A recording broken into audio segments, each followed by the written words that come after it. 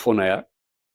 मैं मंच पर तो बोल लेता हूँ, वैसे निजी जीवन में बहुत ही संकोची व्यक्ति हूँ, बहुत ही अंतर्मुखी हूँ और मुझे कोई खींच के बाहर ना लाए तो मैं एक-एक महीना अपने रूम में बैठ के पढ़ता रहता हूँ। मुझे मुझे लगता है कि एकांत में जो सुख है, वो सुख मुझे मिलता नहीं बाहर। तो मैं पार्टियों में जाने वाला व्यक्ति नहीं हूँ। किसी का जन्मदिन, किसी की शादी में मुझे बुलावा है तो मैं तुरंत सोचता हूँ कि क्या बहाना लगाऊँ कि ना जाना पड़े मुझे। तो मैं ऐसा हूँ, दरअसल हूँ, ये मेरा स्वभाव है। और मेरी टीम को ये पता है कि जब भी कोई इन्विटेशन आए, आमंत्रण आए तो कैसे मना करना है। उनको पूरी उसकी विधि पता है मना करने की, कि किसी का अपमान भूल के भी ना हो, पूरे सम्मान के साथ, विनम्रता के साथ कैसे मना करना है, तो वो विधि हमने बना रखी है। तो 1 साल पहले एक फ़ोन आया हमारे साथी के पास और उन्होंने मुझे कहा कि गंगाराम अस्पताल के एक बहुत सीनियर डॉक्टर हैं, वो मिलना चाह रहे हैं, डॉक्टर सुरेश सिंघवी। मैं ईमानदारी से बता रहा हूँ कि जैसे ही मुझे पता लगा गंगाराम के वरिष्ठ डॉक्टर हैं, तो मेरे मन में एक लालच का भाव पैदा हुआ। मुझे लगा अब मेरी उम्र 50, अब मैं 51 का हूँ, तब 50 का था। मुझे लगा कुछ साल के बाद ज़रूरत पड़ेगी गंगाराम की मुझे। तो अगर गंगाराम में एक आध सीनियर डॉक्टर से परिचय हो जाएगा, तो ठीक ही रहेगा। जब नौबत आएगी तो सीधे एंट्री मिल जाएगी, एडमिशन सीधे मिल जाएगा। तो मैंने कहा ऐसा है तो मिल लेते हैं। तो मुझे लगा कि मैं जाके मिलूँगा, लेकिन डॉक्टर साहब इतने विनम्र हैं कि वो मिलने आए मुझसे। तो मैं स्पष्ट रूप से कह रहा हूँ, मेरे मन में एक ही लालच था कि वो आएँगे और मैं इतनी नेटवर्किंग कर लूँगा कि बुढ़ापे में दिक्कत आए तो मेरा इलाज ठीक से हो जाए। बाकी ज़रूरतें मुझे पड़ती नहीं है, एक ही ज़रूरत लगती है, कभी डॉक्टर की ज़रूरत पड़ेगी तो रास्ता निकल जाएगा। खैर वो आए और जो मैंने सोचा था चीज़ उससे एकदम अलग थी। आधे घंटे की बातचीत में वो प्रसंग खत्म ही हो गया कि मेरी ज़रूरत क्या है। जब उन्होंने बताया इस पूरे कार्यक्रम के बारे में, बताया कि सरदार पटेल जिस आश्रम में सरदार बने थे, उस आश्रम में एक संगोष्ठी होने वाली है, उसमें मुरारी बापू रहने वाले हैं। और जब सारा वर्णन किया, निरंजना जी का बताया कि कैसे उनके पिता जुड़े थे पटेल जी से, वो खुद भी बचपन में जुड़ी रहीं। तो मेरे मन में लालच बहुत बढ़ गया। अब वो लालच खत्म हो गया डॉक्टर वाला, अब दूसरा लालच बढ़ गया। क्योंकि मुझे सबसे ज़्यादा सुख मिलता है ऐसे स्थानों पर जाकर जहाँ कोई महान व्यक्ति अपना समय गुज़ार के गया हो। जैसे मैं आज से कुछ साल पहले करमसद गया था जहाँ सरदार पटेल का जन्म हुआ था। उस घर में 1-2 घंटे रहा। छत से लेकर ज़मीन तक सारा एक-एक कमरा देखा वहाँ पर। साबरमती आश्रम भी गया था, दांडी भी गया था, गुजरात आया तो लोथल भी गया, सब जगह गया। बारडोली मुझसे छूट गया था। शायद नियति थी कि जानबूझ के छुड़वाया होगा नियति ने। तो जब मुझे पता लगा कि बारडोली के आश्रम में जाके वहीं उसी घर में रहने का मौका मिलेगा या बैठने का मौका मिलेगा जहाँ सरदार पटेल रहते थे, जहाँ महात्मा गांधी भी आते थे, तो मुझे लगा इससे बड़ी उपलब्धि क्या हो सकती है। बोलना तो ठीक है, मैं अध्यापक हूँ, बोल ही देता हूँ, तो मैंने कहा ठीक है मैं आऊँगा, लेकिन इससे मेरा लाभ ज़्यादा है, आपका लाभ कम है। और जब से आज मैं सुबह से आया हूँ, मैं कल रात को सूरत आ गया था, आज सुबह यहाँ आया और जब से आया हूँ तो वो मेरा भाव बढ़ता ही जा रहा है। ऐसा लग रहा है कि बड़े शहरों की चकाचौंध में हम लोग बहुत कुछ छोड़ देते हैं, जो ऐसी जगह पे आके समझ में आता है कि जीवन का असली मतलब क्या होता है। तो पश्चिम में एक प्रसिद्ध दार्शनिक हुए थे। मुझे सुरेश जी ने कहा कि 1.5 घंटा मुझे बोलना है, तो मैं बड़ा फुर्सत के मूड में हूँ। अगर आप लोग लगे कि कम बोलना है तो आप इशारा कर दीजिएगा, मैं चुप हो जाऊँगा बीच में ही। नहीं तो मैं तो ज़्यादा बोलने का अभ्यस्त हूँ ही, कम बोलना मुश्किल लगता है मुझे। तो आज जब मैं आया तो यहाँ मुझे सरदार पटेल पर बोलना है, मैं उन पर आऊँगा थोड़ी देर के बाद। पहले मैं आज का अनुभव डिस्कस करना चाह रहा हूँ। तो जैसे ही कार आश्रम के अंदर घुसी, तो जिसको बोलते हैं आजकल मनोविज्ञान के बच्चे की वाइब्स आती हैं, जो जेन ज़ी है, आज की जनरेशन है, उसकी भाषा में वाइब्स आती हैं। हमारी भाषा में एक वातावरण होता है हर जगह का, उस वातावरण का अपना मूल्य होता है और वातावरण ऐसे नहीं बनता।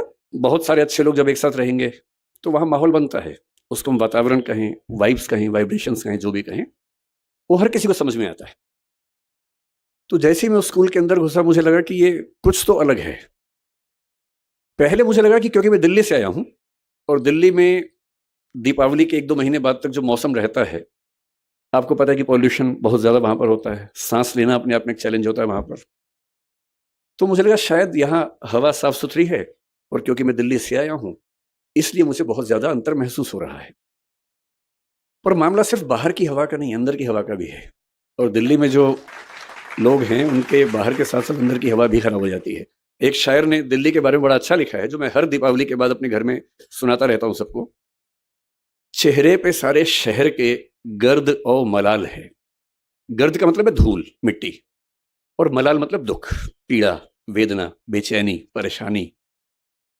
तो चेहरे पे सारे शहर के गर्द और मलाल है, दुख है और धूल मिट्टी है। कितना सुंदर कहा। चेहरे पे सारे शहर के गर्दो मलाल है, जो दिल का हाल है वही दिल्ली का हाल है। तो पूरी की पूरी दिल्ली, ये गर्द जो है, धूल मिट्टी तो दीपावली के बाद 2 महीने होती है, लेकिन जो अंदर की धूल मिट्टी है साल भर रहती है। और मैं थोड़ा पढ़ लिख गया हूँ, ज्ञान की बातें कर लेता हूँ, लेकिन धूल मिट्टी तो मेरे अंदर भी उतनी ही है जितनी बाकी लोगों में होती है। यहाँ के एक अलग ही सुकून महसूस हुआ। उन बच्चों के चेहरे पर जो भाव थे, फिर मैंने स्कूल देखा ध्यान से। मैं इतने साल से, 26 साल से काम कर रहा हूँ, भारत सरकार में काम किया, अपनी एक कंपनी चलाता हूँ जिसमें करीब 2-2.25 लोग काम करते हैं मेरे साथ में। और अचानक मैंने एक ऑफिस देखा स्कूल का, जिस ऑफिस में प्रिंसिपल से लेकर क्लर्क तक सब एक ही कमरे में बैठते हैं, कोई हिरार्की ही नहीं है। और मुझे लगा कि मेरी सारी किताबें जो हिरार्की सिस्टम से प्रशासन कैसे चलता है, वो अचानक बेकार साबित हुई। बिना सोपान क्रम के कोई व्यवस्था चल सकती है, हम तो नहीं सोचते थे, पर यहाँ चल रही है। फिर मैंने देखा कि स्कूल के बच्चे, उन सबकी एक एक अलमारी है, उसी में उनको अपना सामान रखना है, किताबें रखनी है, कपड़े रखने हैं, सबने बड़ा सहेज के रखे हुए हैं। मुझे अपने बच्चे याद आए। कमरा तो उनके पास भी है, पर वो इतना साफ तो कभी नहीं होता जब तक कोई थर्ड पार्टी आके साफ ना करे उसको। या तो मम्मी साफ करे, पापा साफ करे, या कोई और साफ करे। इतना करीने से कैसे बच्चे रह सकते हैं? और किसी की अलमारी पर कोई ताला भी नहीं है। तो मैंने पूछा कि ताला नहीं होने की वजह, तो बताया गया कि हम चाहते हैं कि बच्चे खुद ही सीखें कि अगर हम किसी की चोरी करेंगे तो कोई हमारी भी तो करेगा, और चोरी नहीं करनी है, ये स्वभाव का हिस्सा बन जाए। ये इसकी ट्रेनिंग है, इसका प्रशिक्षण है। बच्चे अपना खाना भी खुद बना रहे हैं, बर्तन भी खुद धो रहे हैं। 10वीं के बच्चे दिल्ली में ये कह के आतंक मचाए रखते हैं कि मेरा 10वीं का एग्जाम है, तो ना मैं खाना तो खैर बनाने का सवाल ही पैदा नहीं होता है, बर्तन धोने का तो मसला ही नहीं है उनके सामने। उनसे तो आप ये भी कहें कि एक गिलास पानी ला के, तो 10वीं का एग्जाम बीच में आ जाता है। तो ये बच्चे 10वीं का एग्जाम भी दे रहे हैं, खाना बना रहे हैं, बर्तन धो रहे हैं, अपना सब कुछ कर रहे हैं। स्वावलंबन जो महात्मा गांधी कहा करते थे, उसका जीता जागता उदाहरण। और उसके बाद बच्चों के चेहरे पर ऐसा सुकून है, जो सुकून दिल्ली के वीडियो गेम खेलते बच्चों के चेहरे पर कभी नहीं दिखता है। तो मुझे कभी कभी क्या होता है, मैं जिक्र कर रहा था कि पश्चिमी दार्शनिक हुआ हाइडेगर नाम के, 20वीं शताब्दी की शुरुआत में ही, जर्मनी की बात है, जब जर्मनी विश्व युद्धों की दुनिया में आ गया था, उस समय की बात है। उन्होंने एक बड़ी गहरी बात कही। उन्होंने कहा कि हम लोग जिंदगी जीते रहते हैं, किसी से लड़ते हैं, किसी से प्यार करते हैं, फिर झगड़ा करते हैं, लड़ते हैं, सफल होते हैं, किसी को हराते हैं, किसी से हारते हैं तो नफरत पाल लेते हैं, हराते हैं तो ये भाव मन में आता है कि मैंने हरा दिया, मैं विजेता हूं। इसी सब तिकड़म भरे अनुभवों को हम मिला के एक शब्द बोलते हैं जिंदगी, लाइफ। लेकिन कभी कभी ऐसा होता है जिंदगी में कि अचानक कोई इंसिडेंट होता है। वो इंसिडेंट क्या होता है? जैसे मान लीजिए कि मैं और मेरा दोस्त सड़क पे जा रहे हैं, अचानक एक ट्रक की कार ब्रेक फेल हुई, उसे टक्कर मारी, और मेरे साथ जो मेरा दोस्त था उसकी मौत हो गई और मैं बच गया। अब जो मुझे एहसास होगा, उस एहसास का मतलब है नथिंगनेस, शून्यता। उस मोमेंट में, उस क्षण में ये लगता है कि क्या है जिंदगी में ऐसा। और मैं जो इकट्ठा करने में लगा हूं, मैं जो ताकत के पीछे भाग रहा हूं, मैं जिस 8 साल बाद की प्रमोशन के लिए अभी से रात दिन जुटा हुआ हूं, ये सब तो 1 सेकंड का खत्म होने वाला खेल है। जिस जिंदगी का 1 सेकंड बाद का अता पता नहीं है, भरोसा नहीं है, कल सुबह मैं उठूंगा भी या नहीं ये भी नहीं पता है, और मैं ऐसी जिंदगी जी रहा हूं जो 10 साल बाद मैं ये बन जाऊंगा, 18 साल बाद मेरी प्रमोशन ये होगी, मैं सेक्रेटरी बन जाऊंगा या मैं हाई कोर्ट का जज बन जाऊंगा। इस अनुभव में जो लोग थोड़े ज्यादा सेंसिटिव हैं, संवेदनशील हैं, वो इस अनुभव को झेल नहीं पाते, और उनके लिए इसी बिंदु पर टर्निंग पॉइंट आता है और वो जीवन का रास्ता मोड़ लेते हैं कि जब जीवन में कुछ भरोसा नहीं, तो मैं इन निरर्थक चीजों के पीछे क्यों भागता रहूं? क्यों ना मैं किसी ऐसी सार्थक चीज की तलाश करूं जो अंततः मुझे सुकून देती हो। और हम जीवन क्यों जीते हैं? मैं दर्शन विषय का विद्यार्थी हूँ, पढ़ाता भी हूँ।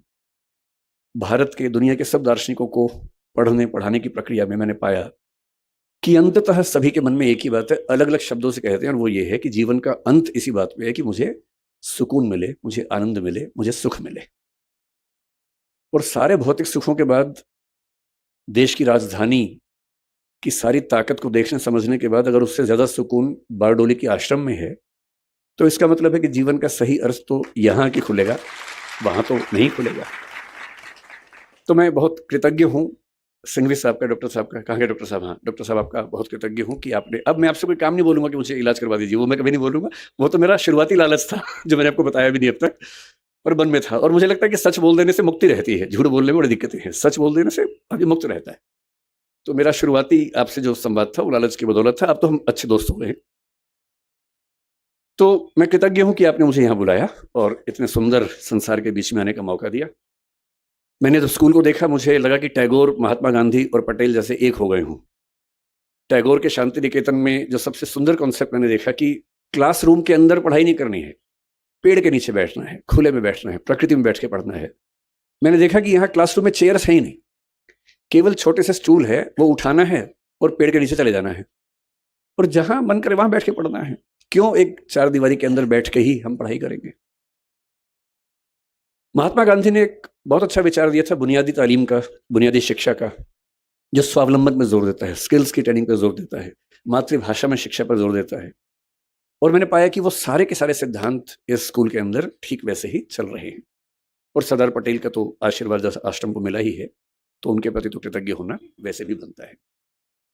दूसरा, मैं थोड़ा सा मोरारी बापू साथ में है, उनका जिक्र करके फिर मैं अपने मूल विषय पे आता हूँ, सरदार पटेल पर। मेरा आज तक ऐसा सौभाग्य नहीं हुआ कि मैं किसी कथा में जाके सुन सकूं, पर और मैं बहुत संदेह करने वाला व्यक्ति हूं, मैं बहुत विश्वास करने वाला व्यक्ति हूं नहीं। मैं ईश्वर को लेके भी उतना आग्रही नहीं हूं। मुझे फिलॉसफी पढ़ते पढ़ते ज्यादा संदेह मन में रहता है, बहुत ज्यादा। ईश्वर भी हैं या नहीं हैं तो कैसे हैं, वो सब सवाल मेरे मन में बहुत ज्यादा चलते हैं। पर मैं नास्तिक नहीं हूं, मैं अज्ञेयवादी हूं। अज्ञेयवाद का मतलब होता है कि मुझे पता नहीं ईश्वर हैं या नहीं हैं तो कैसे हैं, पर मैं संभावना मानता हूं कि वो हैं, और अगर दुनिया चल रही है तो हो सकता है कि उन्हीं की बदौलत चल रही होगी। इस संभावना को मानता हूं।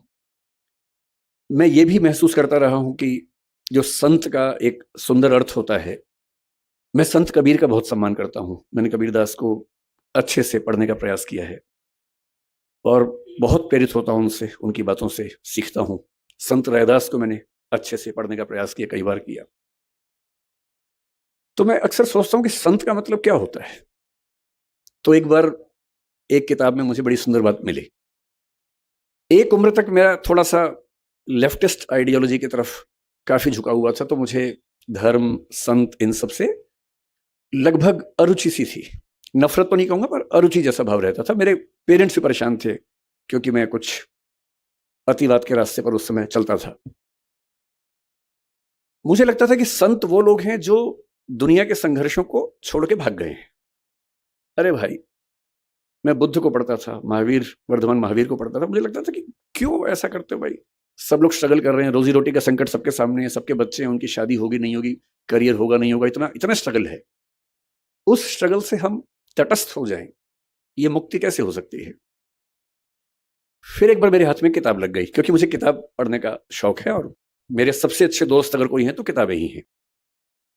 और एक किताब इसी विषय पर मैंने पढ़ी कि संत होने का मतलब क्या होता है।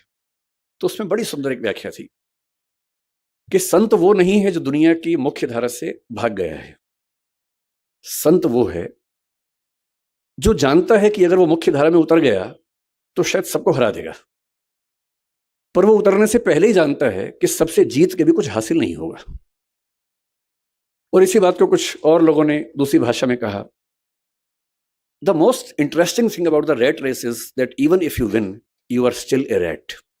चूहों की दौड़ की सबसे रोचक बात यह है कि अगर आप जीत भी जाएं तो भी चूहे ही रहते हैं। और जिसने समझ लिया कि चूहा होना ही नहीं है, तो चूहों की दौड़ में दौड़कर किसको जीत के दिखाना है? अगर मैं जीत के दिखा भी दूं, अगर मैं जीत के दिखा दूं, किसको दिखाना है? क्या कोई इतना महत्वपूर्ण है कि उसको दिखाने के लिए मैं अपने 10 साल खराब कर दूं या 20 साल खराब कर दूं? क्यों दिखाऊं? और अंततः तो साक्षी भाव से खुद को ही देखना है। और यदि मैं अपनी चेतना के सही रास्ते पे नहीं हूँ, तो दुनिया की नज़र में कितने भी सही रास्ते पे हूँ, वो सही रास्ता कैसे हो सकता है? मेरा सही रास्ता तो मेरी चेतना, मेरी अंतरात्मा तय करेगी। और यदि मेरी अंतरात्मा इस बिंदु पर सुकून महसूस करती है कि मुझे उस चूहों की दौड़ में शामिल होना ही नहीं है, तो नहीं होना है। और मैं कल से मुझे डॉक्टर सिंघवी साहब ने कई ज़िक्र किए बापू के, कि कैसे उनकी कथा में लोग और गुजरात के लोग कितने दानी हैं वो भी पता लगा। सूरत के बारे में विशेष रूप से पता लगा कि 50 करोड़, 100 करोड़ का दान हुआ, एक अस्पताल बन गया। फिर कथा हुई, फिर 125 करोड़ का दान हो गया, इससे एक और अस्पताल बन गया। इतना कंट्रीब्यूशन तो बड़े-बड़े मंत्री, नेता और आईएएस नहीं कर पाते हैं, तो उससे लाख गुना अच्छा है कि हम संत बन के ही अपना काम करें और समाज के लिए जो कर सकते हैं वही करें। तो मैं बापू बहुत कृतज्ञ हूँ कि मैं तो इस लालच में था कि मैं ज़्यादा सुनूँगा, पर मुझे बताया गया कि मुझे सुनाना ज़्यादा है, सुनना कम है। ये वैसे ज़्यादती है, बहुत बहुत ज़्यादती है आपकी कि मुझे ज़्यादा समय दिया आपने और बापू कम बोल रहे हैं। इसका उल्टा होना चाहिए था। पर ठीक है, आपने अपना कुछ वजह सोची होगी इसके पीछे। अब मैं सरदार पटेल पर आता हूँ, जो मेरा मूल विषय है।